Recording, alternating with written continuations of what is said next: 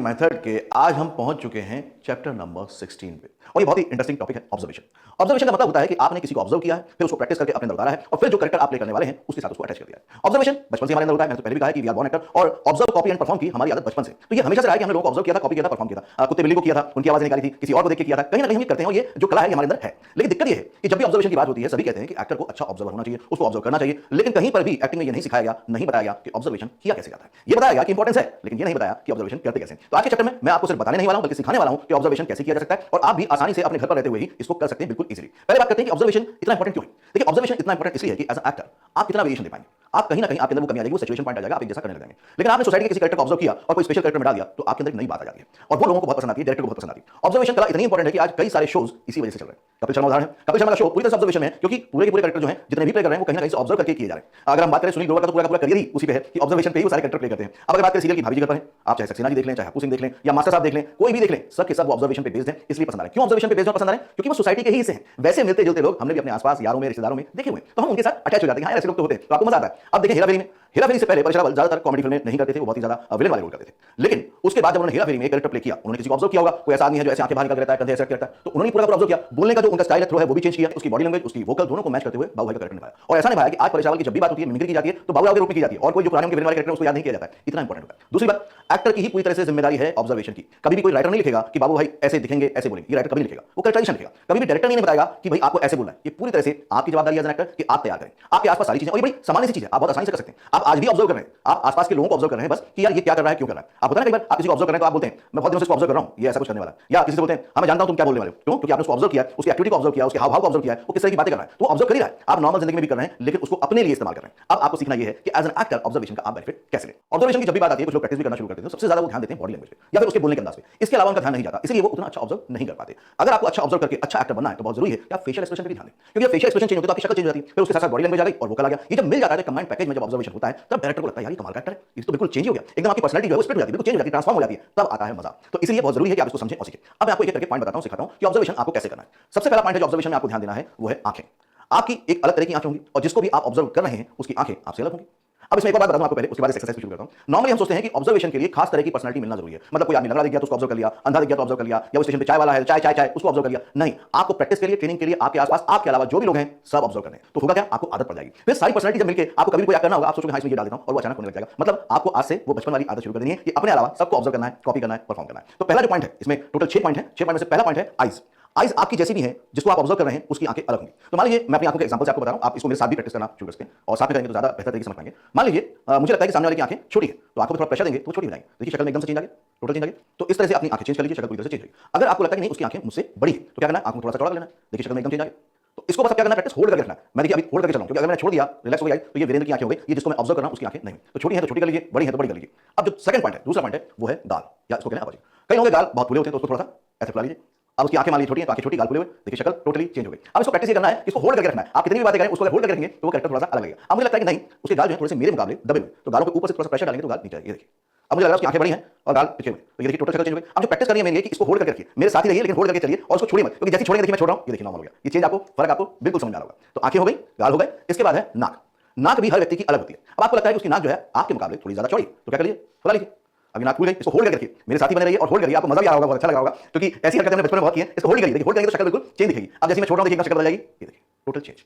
Okay, अब मुझे लगता है नहीं उसकी जो नाक है वो थोड़ी दबी हुई है, पतली है, तो नाक को प्रेशर अंदर की तरफ लीजिए लेकिन सांस लेते रहिएगा, वो नहीं छोड़ना है। बस नाक को पतला करिए और उसको वैसे ही होल्ड करके चलिए और थोड़ी देर होल्ड रखिए, क्योंकि होल्ड करने में ही आपको प्रॉब्लम आएगी। काफी प्रैक्टिस के बाद होता है जो मैं कर रहा हूं। आप भी अगर लगातार प्रैक्टिस करेंगे तो आप भी कंटिन्यूटी में कर पाएंगे। अब देखिए मैं रिलैक्स होकर छोड़ रहा हूं, आपको फर्क दिखेगा, ये देखिए एकदम चेंज हो गया। अब देखिए इसका फर्क कितना आ रहा है। अगर मुझे लगता है कि उसकी आंखें बड़ी हैं, गाल भी खुले हुए हैं और नाक भी मोटी है, ये देखिए। अब अगर इसको होल्ड करके मैं बात करूंगा तो टोटल शक्ल बिल्कुल चेंज रहेगी, बस आपको होल्ड करना है। अब मुझे लगता है नहीं उसकी आंखें छोटी हैं और गाल दबे हुए हैं और नाक भी पतली है। अब इसको होल्ड करके रखिए और होल्ड करके ही थोड़ी देर रखिए, प्रैक्टिस करते रहिए। जब बार-बार प्रैक्टिस करेंगे तो ये होल्ड होना शुरू हो जाएगा। होल्ड करना बहुत जरूरी है, क्योंकि अगर आपने उस कैरेक्टर को बीच में छोड़ दिया तो वो चेंज हो जाएगा टोटली। ओके, अब जो फोर्थ पॉइंट है ये हो गया 1 2 3 और फोर्थ है आपके लिप्स। लिप एरिया भी सबका अलग-अलग होता है, किसी का बहुत ब्रॉड होता है, किसी का शुक्ला होता है, छोटा मुंह होता है, किसी का बड़ा मुंह होता है, तो वो आपको देखना है। तो अगर आपको लगता है नहीं उसका मेरे मुकाबले ज्यादा ब्रॉड है तो थोड़ा कर लीजिए, उसको होल्ड करके रखिए और उसी में बात करना शुरू कीजिए। आप देखेंगे कि पूरा का पूरा जो आपका फेस है वो टोटली चेंज हो जाएगा। अब आपको लगता है कि नहीं उसका मुंह छोटा है तो छोटा करके बात कीजिए, आप देखेंगे कि आपकी शक्ल पूरी तरह से चेंज हो जाएगी। इन्हीं बातों से तो जो डायरेक्टर है वो इंप्रेस होता है। ये देखिए रिलैक्स। अब ये ओरिजिनल वीरेंद्र का फेस आया, तो वीरेंद्र के फेस से वो फेस अलग होगा और वही आपको पकड़ना है। तो 1 2 3 4। अब इसको पूरे फेशियल एक्सप्रेशन को देखते हैं, बड़ा मजा आएगा। हमें लगता है कि नहीं उसकी आंखें ऐसी हैं, बहुत ज्यादा जिज्ञासु वाली, चुकन्नी, ठीक है। अब हमें लगता है उसके गाल भी खुले हुए, नाक भी मोटी है और चेहरा भी है, ये जो लिप्स हैं वो भी ऐसे बड़े। देखिए टोटल शक्ल एकदम बिल्कुल चेंज हो गई। अभी मैं आवाज चेंज नहीं कर रहा हूं लेकिन शक्ल चेंज हो गई। अब इसको बिल्कुल रिवर्स कर देते हैं, ये देखिए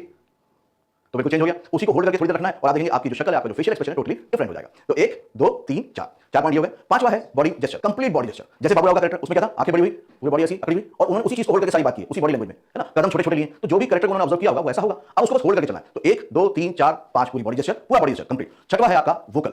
वोकल में 2 पॉइंट आएंगे, ये भी कई बार गलती हो जाती है। वोकल में 2 पॉइंट लोग नहीं नोटिस करते, सिर्फ टोनल क्वालिटी को पकड़ते हैं, लेकिन आपको 2 पॉइंट पकड़ने हैं। क्या होंगे पॉइंट? पहला है मीटर।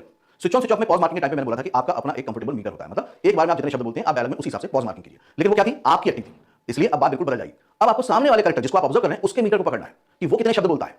उसको पकड़ने के बाद उसी को कॉपी करना है। जैसे एग्जांपल के लिए मैं बता देता हूं, क्योंकि ये पर्सनैलिटी आप जानते हैं। जैसे अटल बिहारी वाजपेयी का मीटर कैसा है, वो 1 या 2 शब्द बोलते हैं 1 2 बार, और उसके बाद एक साथ 4 5 6 शब्द बोल देते हैं, ठीक है। तो अगर मैं मान लो उनको ऑब्जर्व कर रहा हूं तो मुझे ऐसा बोलना पड़ेगा, 1947 में जब हिंदुस्तान और पाकिस्तान का विभाजन हुआ तो बहुत पीड़ा हुई। तो ये देखिए मीटर बिल्कुल चेंज हो गया। अब कहीं से भी नहीं लगेगा कि वो वीरेंद्र एक्ट कर रहा है, लगेगा कि दूसरा एक्टर है, लगेगा कि ये दूसरा ही कैरेक्टर है, क्योंकि मैंने अपना मीटर पूरी तरह से चेंज कर दिया। तो जिसको भी ऑब्जर्व कर रहे हैं देखें कि वो एक बार में कितने शब्द बोलता है। साथ में आ जाता है आपका टोन। हर किसी का जो थ्रो होता है, टोन होता है, वो बिल्कुल डिफरेंट होता है। कोई शार्प बेस में बोलता है, कोई नेजल में बोलता है। अभी मैं बिल्कुल नेजल में बात कर रहा हूं, तो अगर नेजल में बात कर रहा है या उसके बाद दबी हुई आवाज है, दबी हुई आवाज में, या उसकी बहुत बारीक आवाज है तो बारीक आवाज में, जैसी भी उसकी आवाज है वैसी आवाज को आपको पकड़ना है। साथ में सभी लोगों के बोलने का एक राइम होता है, रिदम होता है। कोई बोलते बोलते जर्क लेता है, जैसे मैंने बोला, वो कोई बोलते बोलते जर्क लेता है और वैसे ही बोलता है, हमेशा उसके एक जर्क आएगा जब भी वो बात करेगा। और हेल्थ क्या हाल चाल है, दिखे नहीं, बहुत दिन से देख रहा हूं, दिखते नहीं, तो एक जर्क है। उस जर्क को या उसके एक बनावट को आप कह सकते हैं, उसके सुर को पकड़ना बहुत जरूरी है। तो 1 2 3 4 5 वोकल 6 में आपको 2 दिख रहा है वोकल में, मीटर और टोनल क्वालिटी। अगर आपने इन सब चीजों को अपने आसपास के सभी लोगों पे आजमाया तो आप देखेंगे आपको मजा भी आएगा और आप बहुत अच्छे एक्टर बनते जाएंगे, क्योंकि वैरायटी ऑफ कैरेक्टर को आपने ऑब्जर्व किया हुआ है। एक बात का ध्यान रखें, जिसको भी ऑब्जर्व करें आप इसको ऐसा करें, डेली का एक टास्क बनाएं कि डेली आप सिर्फ एक ही कैरेक्टर को ऑब्जर्व करेंगे और ऑब्जर्व करके बार बार प्रैक्टिस करेंगे। मतलब ऑब्जर्व, कॉपी एंड परफॉर्म, 1 2 बार नहीं, कम से कम 8 10 बार जब करेंगे तब आप उसके करीब जा पाएंगे और अपने आप से दूर हो पाएंगे। बहुत जरूरी है कि आज की 8 10 बार, कल भी करें 1 2 बार, उसको छोड़ें नहीं, फिर कल एक नया कैरेक्टर ऑब्जर्व करें, कॉपी करें, परफॉर्म करें। इसको आप जितना ज्यादा प्रैक्टिस करते जाएंगे आप देखेंगे कि आपका एक्टिंग करियर बहुत ऊंचाई हो जाएगा। इसका रीजन बता रहा हूं आपको। एग्जांपल ये बताता हूं कि अगर मान लीजिए आपको कोई बहुत ही छोटा सा कैरेक्टर मिला, अब मैं एक इसका ऑब्जर्वेशन का एग्जांपल भी देता हूं। एक बार मैं कहीं गया था कॉर्पोरेट फिल्म बनाने के लिए, तो वहां पर एक मैनेजर थे जो मुझे दिखा रहे थे शूटिंग करनी है। तो बड़ी इंटरेस्टिंग पर्सनालिटी थी, 6 फीट के आसपास हाइट थी उनकी और बड़े मोटे से थे, और ऐसा लगता था जैसे पूरी खुशी से ही भरे रहते, मतलब उनका चेहरा वगैरह सब, बॉडी लैंग्वेज सब। और एक अनोखा स्टाइल था कि वो क्वेश्चन पूछते थे और उसके बाद हैं करते थे, और फिर जो आप आंसर देते उसको रिपीट करते थे, और फिर उसके साथ एक अजीब सी आवाज उनकी आती थी। वहां के लोगों को वो बिल्कुल नॉर्मल लगते थे, लेकिन बीइंग ऑब्जर्वर मेरे लिए कैरेक्टर थे, मेरे लिए इंटरेस्टिंग कैरेक्टर थे। तो उनका बड़ा यूनिक स्टाइल था, आपको बताता हूं, और कैसे आप करियर में बेनिफिट लेंगे इसके बाद बताता हूं। तो उनका कोई ऐसा स्टाइल था, क्या भाई, क्या मुंबई से, मतलब हाँ मुंबई से, मुंबई, आवाज एकदम उनकी चली जाती थी, है ना। और क्या फिल्म इंडस्ट्री है, फिल्म इंडस्ट्री, मतलब हाँ फिल्म इंडस्ट्री, फिल्म इंडस्ट्री। तो ये कितना अच्छा कैरेक्टर है। अब आप समझिए कि आपको बिल्कुल छोटा सा रोल मिला है, बहुत ही छोटा रोल मिला आपको, एक वॉचमैन का रोल है जिसकी लाइंस भी नहीं है। तो आप पहले तो घबरा जाएंगे, यार इस रोल में मैं एस्टैब्लिश कैसे होऊंगा, मैं तो ऐसे ही नहीं कर पाऊंगा, मेरा तो कोई करियर नहीं बन पाएगा। लेकिन यहां पर भी अगर आप अच्छे ऑब्जर्वर हैं और आज से आपने प्रैक्टिस शुरू कर दी, मैं दावा करता हूं आप इस रोल में भी खुद को एस्टैब्लिश करेंगे, ना सिर्फ ऑडियंस में बल्कि डायरेक्टर के सामने आप उसको ऐसा इंप्रेस करेंगे कि वो आपको रिपीट करना चाहेगा। अब मान लीजिए उसकी सिर्फ 2 3 लाइनें दी हैं, क्योंकि कई इंफॉर्मेटिव कैरेक्टर आपने देखे होंगे सीरियल में या फिल्मों में आते हैं जिनकी सिर्फ इंफॉर्मेशन के लिए यूज करना है, मतलब एक कंटिन्यूटी बनाए रखने के लिए करना है। तो गाड़ी आई, रुकी, उसको पूछना है कहां जाना है, उसने बोला 603 में जाना है, बस इतना सही है, इतना सही, 2 लाइन। अब मैंने अगर वो जो मैनेजर वाला कैरेक्टर है उसको वॉचमैन में डाल दिया, ठीक है। अब गाड़ी रुकी, क्या था, कहा जाए, उसने बोला 603 में, 603, तो क्या होगा, अब ये 2 लाइन में ही ऑडियंस को लगेगा ये कैरेक्टर को चला गया। और अगर ऐसा हो गया, और जो होगा ही, क्योंकि अब आपने उसमें एक जान फूंक दी ऑब्जर्वेशन से, तो क्या होगा, डायरेक्टर को ना चाहते हुए इस वॉचमैन को बार-बार दिखाना पड़ेगा। जैसा मैंने आपको सिंपल एग्जांपल दिया आपको, है ना। राइटर को बार-बार आपके लिए कुछ लिखना पड़ेगा इंटरेस्टिंग, जबकि रोल कितना था, बहुत छोटा सा। अब मान लीजिए आप वेटर का रोल कर रहे हैं, बहुत छोटा सा रोल है। मैं सारे उन रोल्स के एग्जांपल दे रहा हूं जिसको करने से आप सभी लोग कतराते हैं, लेकिन वहां पर ये एक एक्टर का एक करियर बनता है या बिगड़ जाता है। एक रेस्टोरेंट में आपको जाके ऑर्डर लेना है, तो अगर आपने वो कैरेक्टर डाल दिया, क्या है, क्या है, तो उसने बोला पनीर टिक्का, पनीर टिक्का, तो क्या होगा, कैरेक्टर बड़ा सस्पिशियस, बड़ा अजीब सा लग जाएगा और बड़ा अच्छा लगेगा। ऐसा नहीं कि मेल, इसमें जेंडर का भी प्रॉब्लम नहीं है। आप अगर फीमेल है तो मेल को भी ऑब्जर्व कर सकती हैं, आप मेल है फीमेल को भी ऑब्जर्व कर सकते हैं, क्योंकि उसमें आपका अपना तो जो है वो आएगा ही आएगा, तो कैरेक्टर तो चेंज होना ही होना है, तो उससे कोई फर्क नहीं पड़ता। मान लीजिए एक नौकरानी का रोल कर रहे हैं आप, तो नौकरानी का रोल कर रहे हैं, तो क्या विजय, कपड़े धो, क्या है, तो कपड़े धो, कपड़े धो, हो गया। अब भले 2 लाइन के लिए आएगा कैरेक्टर, लेकिन राइटर डायरेक्टर को इसको लाना ही पड़ेगा। इस तरह से आप अपने करियर ग्राफ को बहुत आगे ले जा सकते हैं, और यही मेरी कोशिश है, यही जॉइन फोर्स एकेडमी की कोशिश है कि भले हम ऑनलाइन सिखाएं लेकिन प्रैक्टिकली सिखाएं, ताकि आप वाकई ग्रो कर पाएं, इंप्रूव कर पाएं। अदरवाइज सिवाय थ्योरी के आपको कुछ नहीं मिलता है और आप सीख नहीं पाते, आप मायूस हो जाते हैं। लेकिन यहां पर पूरी तरह से कोशिश है कि हम प्रैक्टिकली आपको सिखाएं, लेकिन प्रैक्टिस करना आपका काम है। आपको आज से अभी से टास्क पूरा करना है, डेली एक कैरेक्टर को ऑब्जर्व करना है, कॉपी करना है, परफॉर्म करना है। Observation practice lesson number 1। आप सभी लोग ऑब्जर्व करना चाहते हैं, पर ज्यादातर लोगों की प्रॉब्लम ये होती है कि बहुत दिनों तक अच्छे से ऑब्जर्व नहीं कर पाते किसी को भी, क्योंकि इसके 2 कारण होते हैं। पहला कारण होता है कि वो किसी खास तरह की पर्सनालिटी को ढूंढते हैं, अजीबोगरीब पर्सनालिटी को ढूंढते हैं और वो नहीं मिलती है, कुछ दिनों बाद वो भूल जाते हैं, फिर वो प्रैक्टिस करना छोड़ देते हैं। इसलिए आप किसी को भी आपके घर परिवार में आपके अलावा जितने भी लोग हैं आसपास, ये नहीं कि बाजार जाऊंगा तो ढूंढूंगा, जो भी दिख रहा है उसको अपना टारगेट बनाइए, उसकी बॉडी लैंग्वेज को, उसके टोनल क्वालिटी को, फेशियल एक्सप्रेशन को, मतलब कि 1 2 3 4 ये सबको लेकर बार-बार प्रैक्टिस कीजिए। अगर आप बार-बार प्रैक्टिस करेंगे तो एक्टर के रूप में आपका बहुत विकास होगा, क्योंकि जब डेली प्रैक्टिस हो रही होगी तो ये सारी चीजों की आपको आदत पड़ती जाएगी और आप देखेंगे जब आप एक से दूसरे कैरेक्टर को ऑब्जर्व करने गए और जल्दी होने लगा, दूसरे से तीसरे में गए और जल्दी होने लगा, तो धीरे-धीरे पूरी तरह से आप उसकी आवाज, उसकी बॉडी लैंग्वेज, फेशियल एक्सप्रेशन को बहुत आसानी से कॉपी करने लग जाएंगे। आगे मैं समझा रहा हूं, आपके अलावा जितने भी लोग आपके आसपास हैं, किसी भी उम्र के हैं, किसी भी जेंडर के हैं, वो आपके टारगेट हैं, उनको टारगेट करके ऑब्जर्व करना शुरू कीजिए। अगर आपको ऐसा लगता है कि उनको सामने से ऑब्जर्व करने में झिझक हो रही है, कोई बात नहीं, आप उनको देखिए, अलग से अकेले में जाइए, फिर प्रैक्टिस कीजिए। थोड़ा प्रैक्टिस सेशन बढ़ जाएगा, टाइम ज्यादा लगेगा, लेकिन हो जाएगा, बहुत आसानी से हो जाएगा। जैसा मैंने सेशन के शुरू में कहा था कि ये हमारी इंसानी फितरत है, ऑब्जर्व, कॉपी एंड परफॉर्म, हम इसे इजीली कर सकते हैं। तो किसी को भी देखिए, बस उसको ऑब्जर्व करके परफॉर्म करना शुरू कीजिए। शुरुआत में एक बात ध्यान रखिएगा कि शीशे के सामने ना करें। 3-4 कैरेक्टर को ऑब्जर्व करने के बाद आप शीशे के सामने भी करेंगे तो चलेगा, लेकिन शुरुआत में ना करें, क्योंकि शुरुआत में क्या होगा, आपको थोड़ा सा अजीब लगेगा, कभी हंसी आ जाएगी, कभी आप उसको आगे नहीं ले जा पाएंगे, कभी आपको लगेगा नहीं यार परफेक्ट नहीं हो रहा है। इसलिए शुरुआत में इसको शीशे के सामने ना करें। गलती नंबर 2 जो होती है, जो आपको नहीं करनी है, वो ये कि ज्यादातर लोग क्या करते हैं, लिया ऑब्जर्व किया, देखते रह जाते हैं। नहीं, देखते देखते जितनी हो सके उसकी जैसी आंखें बनाइए, देखते देखते गाल, नाक, लिप्स और टोनल क्वालिटी, बॉडी में थोड़ा सा उसको वैसा ही करने की कोशिश कीजिए। सामने नहीं कर पा रहे तो कम से कम 5 से 10 बार अलग से प्रैक्टिस कीजिए, जल्दी जल्दी। जितना ज्यादा आप प्रैक्टिस करेंगे उतना ज्यादा उसमें निखार आता जाएगा। अगर आपने प्रैक्टिस नहीं की, सिर्फ ऑब्जर्व करके नोटिस करके छोड़ दिया, कुछ नहीं होने वाला, कोई बदलाव नहीं आने वाला। इसलिए इन दोनों चीजों का आपको ध्यान रखना है। और प्लीज एक बार और आपको इन्फॉर्म कर रहा हूं कि कई लोग क्या होता है, एक या दो बार करके छोड़ देते हैं, हाँ यार हो गया। नहीं, एक्चुअल जो सही आपको रिजल्ट मिलने वाला है ना, वो 5 से बार ज्यादा आप जितनी बार प्रैक्टिस करेंगे उससे आपको रिजल्ट आने वाला है। तो 5 से 10 बार कम से कम उसको प्रैक्टिस करें, बार बार ऑब्जर्व, कॉपी, परफॉर्म। और ऐसा नहीं, प्रैक्टिस करने के बाद उसको दोबारा देखें उसी कैरेक्टर को कि अब मैं इसकी और कौन सी बड़ी चीज पकड़ रहा हूं। आप देखेंगे हर बार आपको उसमें एक नई चीज नजर आएगी और धीरे धीरे आप परफेक्शन की तरफ जाएंगे। तो इस तरह से इसको बार बार प्रैक्टिस कीजिए। फिर आपने एक दिन प्रैक्टिस कर लिया 5 से 10 बार, अब क्या करिए, दूसरे दिन फिर से उसको करिए एक बार। तो उससे क्या होगा, कैरेक्टर आपके अंदर बना रहेगा, बना रहेगा तो उसकी याद हमेशा ताजा रहेगी। तो जब भी आपको ऐसा रोल मिलेगा बहुत इजीली कर पाएंगे। अगर आपने बाकी सारी प्रैक्टिस के साथ साथ इसको इन्वॉल्व कर लिया तो मैं आपको एश्योर करता हूं आपको एक बड़ा और अच्छा एक्टर बनने से कोई नहीं हो सकता। ऑब्जर्वेशन प्रैक्टिस लेसन नंबर 2, आप इंसानों के साथ साथ जानवरों को भी ऑब्जर्व कीजिए। आप बोलेंगे ये क्या हुआ, हमें कोई जानवर के रोल तो करने नहीं, हम जानवर को ऑब्जर्व करके करेंगे क्या? नहीं, बहुत जरूरी। सबसे पहली बात है कि एज एन एक्टर आपकी झिझक दूर होगी, जो आप कुछ भी नया करने से झिझकते हैं वो दूर हो जाएगा। दूसरा, क्योंकि जानवरों की बॉडी लैंग्वेज डिफरेंट होती है, एनर्जी लेवल डिफरेंट होता है, तो आपके मसल्स भी फ्री होंगे, फेस भी फ्री होगा। इससे क्या होगा, कोई भी किरदार निभाएंगे तो बहुत अच्छे से निभा पाएंगे। और कई बार इसका एक अलग से बेनिफिट भी मिलता है। आपने कई बार देखा होगा, कई कैरेक्टर ऐसे हैं जो किसी खास तरह के जानवर की तरह, जैसे मान लो शेर है तो शेर की तरह खड़े हो रहे हैं और वैसे अंदाज में बोल रहे हैं, तो उसमें भी आपको हेल्प होती है, वो हेल्प मिल जाती है। दूसरा, कई बार ऐसा दिखाते हैं कॉमेडी सीन में कि वो उसने कोई ऐसी चीज खाई जैसे वो कुत्ता बन गया या वो कुछ और जानवर बन गया, तो उसके बाद वैसी हरकतें करने लग गया, तो क्या होगा, उस टाइम पे करने में आपको कोई भी झिझक नहीं होगी क्योंकि आपने ऑब्जर्व किया हुआ है। सेम जैसे इंसानों को ऑब्जर्व किया था वैसे ही आपको जानवरों को, पशु पक्षियों को सबको ऑब्जर्व करना है कि उनके देखने का अंदाज क्या है। मान लो कबूतर को देख रहे हैं तो उसकी गर्दन कैसे कैसे होती रहती है ना, या तोता है तो तोता कैसे गर्दन को ऐसे घुमाता रहता है ना, कुछ चिड़िया खास तरह से गर्दन घुमाती है। ये सब करना है आपको, बड़ा मजा भी आएगा, लेकिन इंटरेस्टिंगली एज एन एक्टर आपको बहुत फायदा होने वाला है। कोई जानवर कुछ खास तरह से चलता है, रुक के देखता है, इधर उधर देखता है, ये सब क्या करता है, पूरा का पूरा आपको ऑब्जर्व करना और प्रैक्टिस करना शुरू कर देना है। देखिए,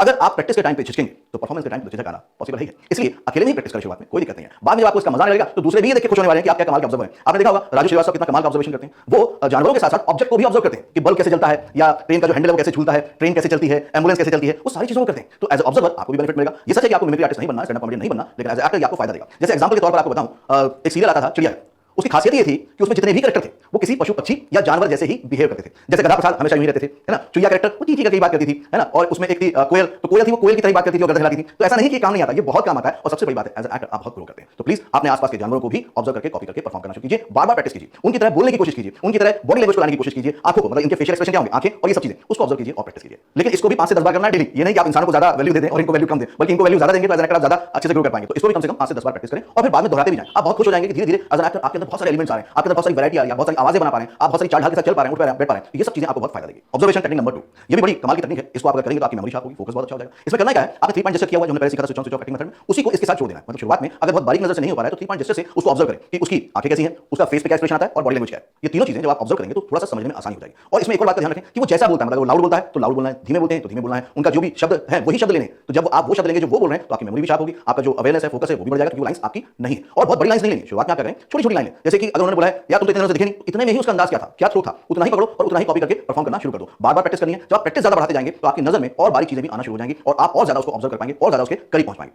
इसमें भी सेम ही फॉर्मूला है कि कोई भी व्यक्ति हो सकता है। आप शुरुआत अपने परिवार से कर सकते हैं, माता पिता हो सकते हैं और रिश्तेदार हो सकते हैं, भाई बहन हो सकते हैं, आपके घर में जो आने जाने वाले लोग हैं वो हो सकते हैं, आसपास के दुकानदार हो सकते हैं, बाजार में चलता फिरता कोई आदमी हो सकता है, कोई भी हो सकता है। बस आपका अब काम यह है कि आपकी निगाहें ढूंढती रहें उस व्यक्ति को और जो मिल जाए, जैसा वो बोल रहा हो, आप बस उसको ऑब्जर्व करें, कॉपी करें, परफॉर्म करें। इवन अगर आप किसी ऑटो रिक्शा में बैठे हैं, उस ऑटो रिक्शा वाले से आपने कुछ बात की, उसने कुछ बोला, उसका तरीका था, देखने का अंदाज था, उसी को पकड़ लीजिए। ये सब एग्जांपल मैं इसलिए दे रहा हूं कि ऑब्जर्वेशन के लिए आपके टारगेट हर जगह अवेलेबल है, बस हम उनको देखते नहीं। जब हम प्रैक्टिस कर रहे हैं तो किसी खास व्यक्ति का इंतजार नहीं करना है, हर व्यक्ति हमारे लिए बहुत खास है। इस एक्सरसाइज को करने के 2 तरीके हैं। पहला ये है कि आपको कॉपी करना है सामने वाले व्यक्ति को कि वो किस तरह के शब्द बोल रहा है, सेम शब्द पकड़ने हैं, कैसे बोल रहा है वो पकड़ना है, उसकी बॉडी लैंग्वेज कैसी है वो कॉपी करना है और फिर उसको बार-बार प्रैक्टिस करके परफॉर्म करना है। दूसरा तरीका ये है कि आपके आसपास के लोग जो आपसे बातें कर रहे हैं उनको ऑब्जर्व कीजिए। अब ऑब्जर्व कैसे करते हैं, मान लीजिए आपकी मम्मी ने आपसे कहा कि क्या है इतनी देर तक सोते रहते हो, इतनी देर तक भी कोई सोता है क्या, अब ये नॉर्मल बोलचाल वाले वर्ड्स हैं, तो आपको यही लाइन पकड़नी है पूरी की पूरी और फिर कोशिश करना है कि आपकी मम्मी के जो चेहरे के हाव भाव थे, जो बॉडी लैंग्वेज थी वो हो और वॉइस को भी जितना फीमेल के आसपास की बना सकते हैं उतनी बनाने की कोशिश करनी है। तो क्या होगा, आपकी प्रैक्टिस अभी के अभी शुरू हो सकती है। मतलब ये सेशन को ऑफ करने के बाद आप अपनी प्रैक्टिस को ऑन कर सकते हैं और बन सकते हैं switch on switch of acting method में एकदम मास्टर। एग्जांपल नंबर 2 देखते हैं। मान लीजिए आपका कोई भाई है, कोई दोस्त है और वो बड़े नॉर्मल वे में कह रहा है, क्योंकि अभी तक आपको सब लोग नॉर्मल ही लग रहे होंगे कि यार क्या है कितनी देर कर दी, मैं कब से तुम्हारा इंतजार कर रहा था, चलो जल्दी चलो। अब उसने जैसा बोला हूबहू वैसा बोलने का अंदाज, फेशियल एक्सप्रेशन, बॉडी लैंग्वेज देखिए और उसको प्रैक्टिस करना शुरू कर दीजिए।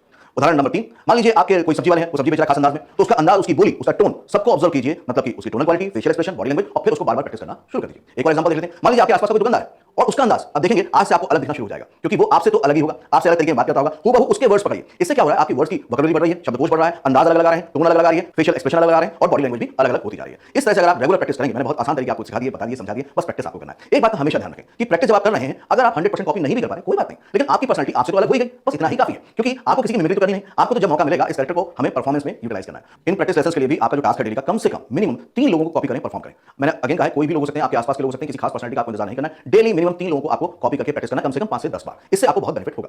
ऑब्जर्वेशन एक्सरसाइज के फायदे। फायदा नंबर 1 कि आपकी मेमोरी शार्प हो जाएगी, क्योंकि अब आप पढ़ के रट के कोई डायलॉग याद नहीं कर रहे हैं, आप किसी को बहुत अच्छे से सुन रहे हैं, तो सुनने के बाद उसकी लाइन को, उसके शब्दों को दोहरा रहे हैं, तो इससे आपकी मेमोरी पावर जो है बहुत स्ट्रांग हो जाएगी। फायदा नंबर 2 है कि आप बहुत ही ज्यादा फोकस हो जाएंगे, आपका फोकस बहुत अच्छा हो जाएगा, क्योंकि अब हर वक्त आप अलर्ट हैं, चौकस हैं, किसी को ऑब्जर्व करने के लिए, कॉपी करने के लिए, उसकी बारीक बारीक की जो चीजें हैं उसको कॉपी करने के लिए। इससे क्या हमेशा जो अलर्टनेस बनी हुई है, इससे आपका माइंड ट्रेन हो रहा है, बहुत फोकस हो रहा है, ये आपको as an actor, as a person बहुत बेनिफिट देगा।